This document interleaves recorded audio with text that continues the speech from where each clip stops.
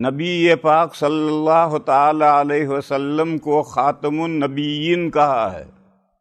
آپ خاتم النبیین بھی ہیں اور خاتم المرسلین بھی ہیں۔ نبی اور رسول میں فرق یہ ہے، جو چھوٹی شخصیات ہیں وہ نبی ہیں، اور جو بڑی شخصیات ہیں وہ رسول ہیں۔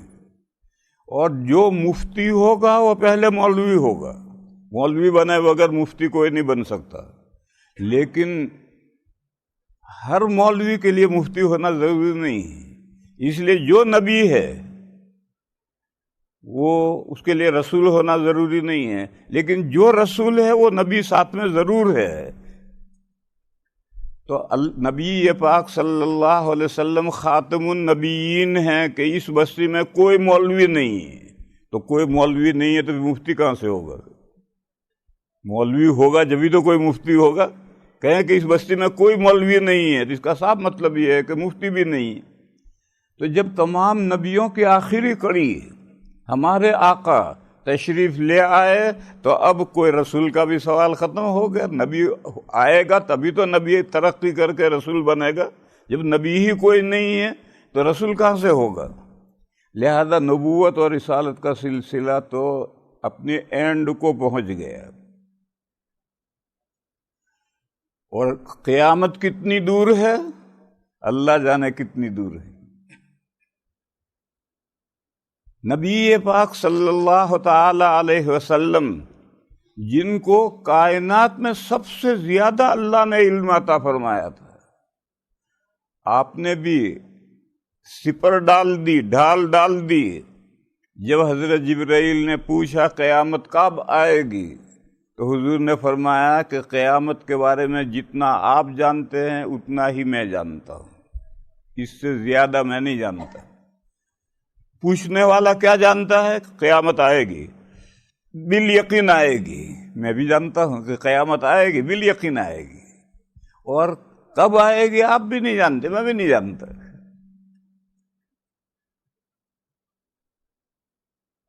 تو اب قیامت تو کتنی دور ہے پتہ نہیں ہے، اور نبوت رسالت کا سلسلہ ختم ہو گیا۔ اب یہ درمیانی پیریڈ ہے قیامت سے پہلے اور خاتم النبیین کے بعد۔ اس پیریڈ میں دین کی محنت کون کرے گا؟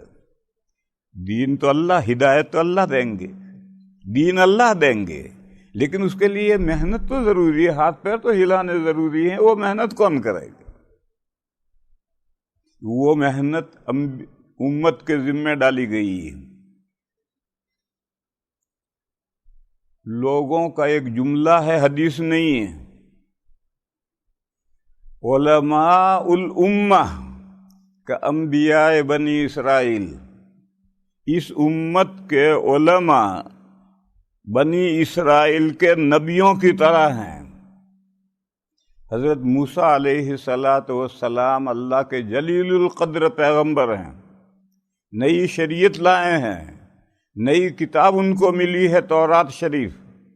پھر کہتے ہیں کہ موسیٰ علیہ السلام کے بعد 1,00,000 انبیاء ہوئے ہیں بنی اسرائیل میں، پوری دنیا میں نہیں، صرف بنی اسرائیل میں 1,00,000 انبیاء ہوئے ہیں۔ ہو سکتا ہے اس میں کچھ مبالغہ ہو، لیکن اتنی بات تو ماننی پڑے گی کہ موسیٰ علیہ السلام اور عیسیٰ علیہ السلام کے درمیان میں بہت انبیاء ہے۔ وہ تمام انبیاء موسیٰ علیہ السلام کی شریعت اور موسیٰ علیہ السلام کی کتاب پر محنت کرتے تھے، اسی تورات شریف کی تبلیغ کرتے تھے، موسیٰ علیہ السلام کی لائی ہوئی شریعت کو پھیلاتے تھے۔ تو جیسا موسیٰ علیہ السلام کے بعد تورات اور دین شریعت موسوی پر محنت بنی اسرائیل کے نبیوں نے کی ہے، اسی طرح نبی پاک صلی اللہ تعالی علیہ وسلم کے بعد قیامت تک نبی پاک صلی اللہ تعالی علیہ وسلم کی لائی ہوئی شریعت اور حضور کے لائے ہوئے دین پر محنت امت کے علماء کریں گے۔ دیکھو یہ کوئی حدیث نہیں ہے، لوگ اسے حدیث کے طور پر بیان کرتے ہیں، وہ غلطی کرتے ہیں۔ یہ تو کسی کا قول ہے اور بالکل سچا قول ہے، اور اس قول میں امت کے علماء کا مرتبہ نہیں بیان کیا گیا، رسپانسبلٹی بیان کی گئی ہے کہ امت کے علماء کی ذمہ داری کیا ہے۔ وہی ذمہ داری ہے جو بنی اسرائیل کے انبیاء کی ذمہ داری تھی، وہ اب ذمہ داری اس امت کے علماء کی ہے۔ لہذا اب محنت تو دین جاننے والوں کو کرنی ہے۔ یہاں رک کر کے یہ غلط فہمی دور کرو۔ قرآن و حدیث میں جہاں علماء اور عالم آیا ہے، اس سے آج کل کے مدرسوں سے پڑھ کر نکلے ہوئے جن کے پاس اتنی لمبی سند ہے، یہ عالم اور علماء مراد نہیں ہے۔ یہ غلط فہمی دور کرو۔ یہ بات سنتے عالم اور علماء جب لفظ ہم سنتے ہیں تو فوراً ذہن میں یہ آتا ہے۔ جس وقت قرآن کریم اترا تھا، نبی پاک صلی اللہ تعالی علیہ وسلم نے ارشادات فرمائے تھے، اس وقت علماء کہاں تھے؟ اس وقت دارالعلوم کہاں تھے؟ اس وقت پڑھنے پڑھانے کا سلسلہ کہاں تھا؟ اس وقت یہ معروف مشہور جو علماء ہیں وہ کہاں تھے؟ قرآن و حدیث میں جہاں عالم اور علماء لفظ آیا ہے، اس سے مراد دین جاننے والے ہیں۔ دو ہی بندے ہیں، ایک دین جانتا ہے، ایک نہیں جانتا ہے۔ نہیں جانتا وہ جاہل ہے، اور جو دین جانتا ہے وہ عالم ہے۔ کتنا دین جانتا ہے؟ جو جتنا دین جانتا ہے اتنا بڑا عالم ہے۔ یہ تو کسی کے بس میں نہیں کہ سارا دین جان لے اور دین کی ایک ایک بات جان لے، یہ تو بڑا مشکل مسئلہ ہے۔ بس جو جتنا دین جانتا ہے اتنا عالم ہے۔ قرآن کریم میں ایک جگہ پر اللہ نے ارشاد فرمایا ہے، انما یخشی اللہ من عبادہ العلماء۔ اللہ سے وہی لوگ ڈرتے ہیں جو اللہ کو جانتے ہیں۔ انما یخشی اللہ من عبادہ العلماء، یہاں علماء لفظ آیا ہے۔ اللہ سے وہی بندے ڈرتے ہیں جو اللہ کو جانتے ہیں، اور جو جن کو اللہ کا علم ہی نہیں ہے، اللہ کو پہچانتے ہی نہیں ہیں، اللہ کی معرفت ہی حاصل نہیں ہے، تو اللہ سے کیا ڈریں گے؟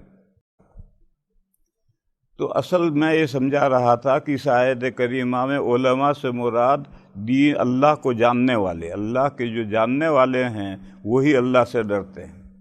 اسی طرح سے ایک حدیث شریف ہے، نبی پاک صلی اللہ تعالی علیہ وسلم نے فرمایا، ان العلماء ورثۃ الانبیاء، دین کے جاننے والے نبیوں کے وارث ہیں۔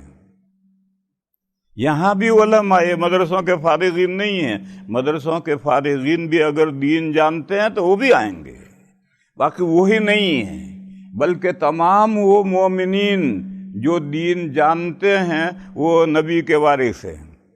پھر جو جتنا دین جانتا ہے اتنا بڑا وارث ہے۔ ایک آدمی مرتا ہے تو سارے ورثاء کو میراث برابر نہیں ملتی، بہن کو کم ملتی ہے، بھائی کو اسے ڈبل ملتی ہے، ماں کو کم ملتی ہے، باپ کو زیادہ ملتی ہے۔ اسی طرح سے امت میں دین جاننے والے ایک درجے کے نہیں ہیں، کم و بیش ہیں، تو جو جتنا دین جانتا ہے اتنا بڑا وارث ہے۔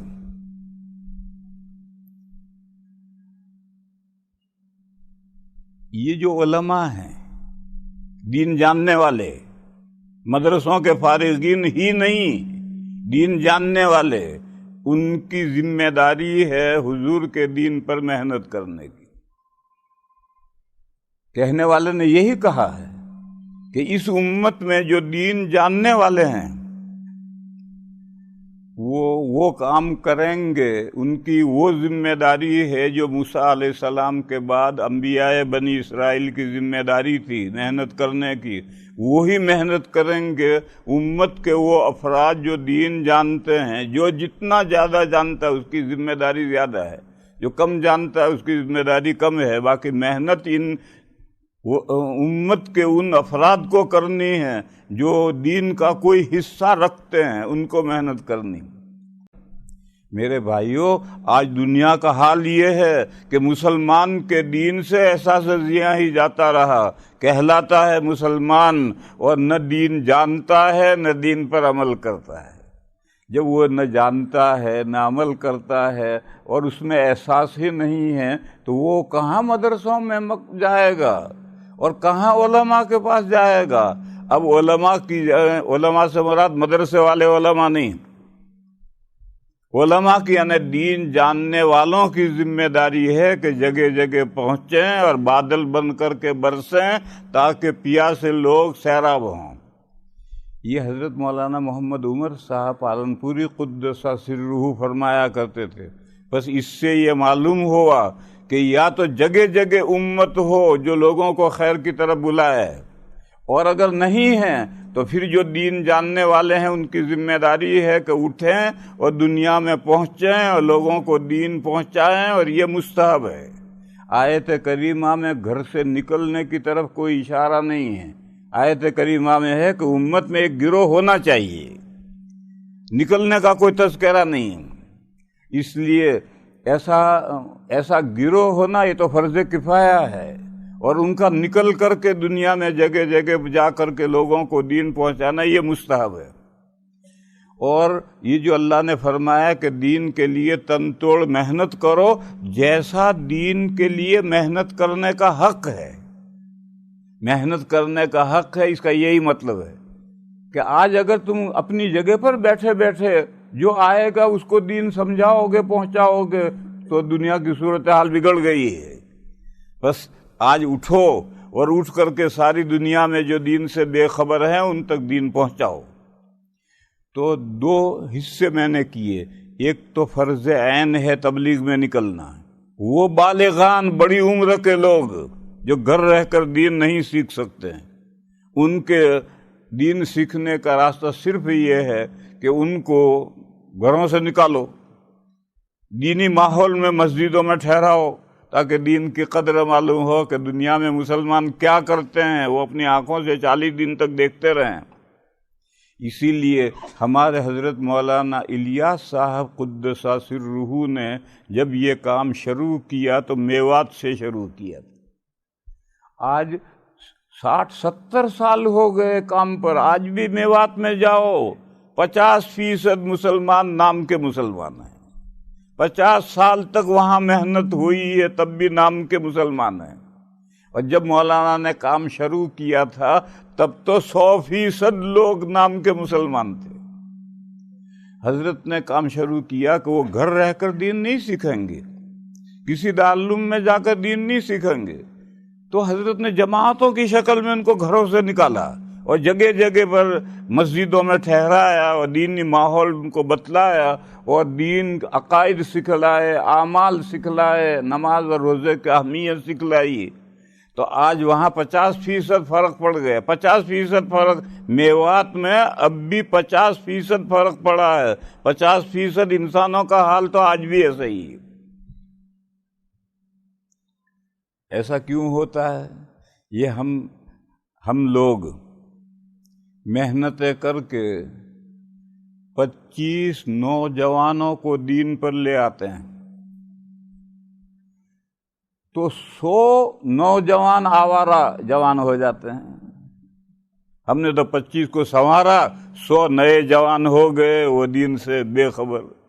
اب پھر محنت کر کے 25 کو سنوارا تو 100 نئے جوان ہو گئے۔ تو اس لیے صورتحال اسی طرح سے رہتی ہے۔ مدرسوں میں سے جو نکلیں وہ جماعت میں لگیں اور جگہ جگہ جماعتیں لے کر پہنچیں اور جو دین سے ناواقف ہیں ان کو دین سکھلائیں، اور جماعت جن نوجوانوں کو دین پر لائے ان کو مدرسوں میں پہنچ 6 مہینے کے لیے، 8 سال کے لیے نہیں، وہاں جا کر وہ دین کا ضروری علم حاصل کر لیں تو پھر یہ ڈاکو ان کے اوپر ڈاکہ ڈال کر ان کا دین برباد نہیں کریں گے۔ تو میرے بھائیو، بات دوسری طرف چلی گئی۔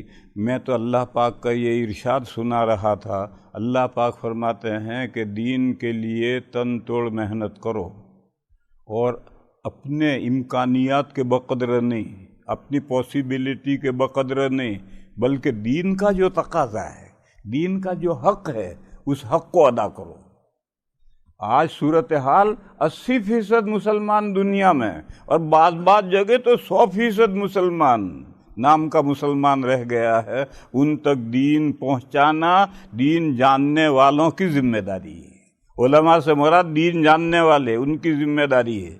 جو زیادہ جانتا ہے اس کی ذمہ داری بڑھی ہوئی ہے، جو کم جانتا ہے اس کی ذمہ داری کم ہے۔